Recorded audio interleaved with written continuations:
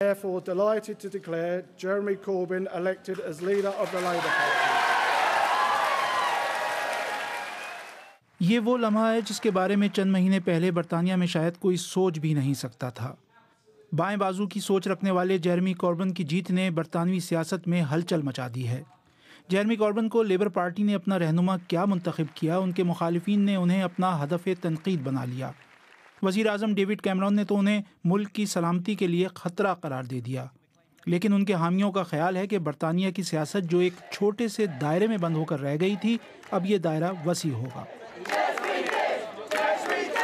انہوں نے منتخب ہونے کے فوراً بعد مشرق وسطیٰ اور افریقہ سے یورپ آنے والے پناہ گزینوں کے حق میں لندن میں ہونے والی ریلی میں شرکت کی۔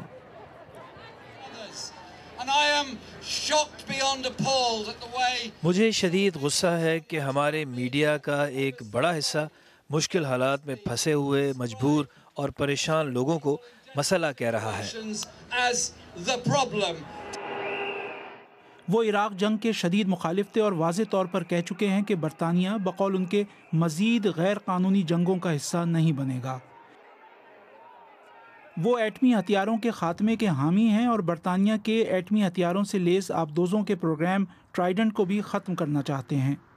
وہ نیٹو اتحاد میں اصلاحات چاہتے ہیں اور اس کے علاوہ یورپی یونین کو بھی تنقید کا نشانہ بناتے ہیں، لیکن وہ یورپی یونین سے نکلنے کے حامی نہیں ہیں۔ انہیں کئی برس پہلے حزب اللہ اور حماس کو دوست کہنے پر تنقید کا سامنا کرنا پڑا تھا جب ان تنظیموں کے وفود نے برطانوی پارلیمنٹ کا دورہ کیا تھا۔ 80 کی دہائی میں انتخابات میں ناکامی کے بعد لیبر پارٹی نے بائیں بازو کی بہت سی پالیسیوں کو ترک کر دیا تھا، لیکن جیرمی کوربن نے اس کی مخالفت کی تھی۔ جیرمی کوربن نے لیبر پارٹی کے انتخابات میں تقریباً 60% ووٹ لے کر پارٹی کے اندر تو اپنی مقبولیت ثابت کی ہے، لیکن سوال یہ ہے کہ مجموعی طور پر برطانوی عوام کیا بائیں بازو کی سوچ والے اس رہنما کو اپنے وزیر اعظم کے طور پر دیکھنا چاہیں گے؟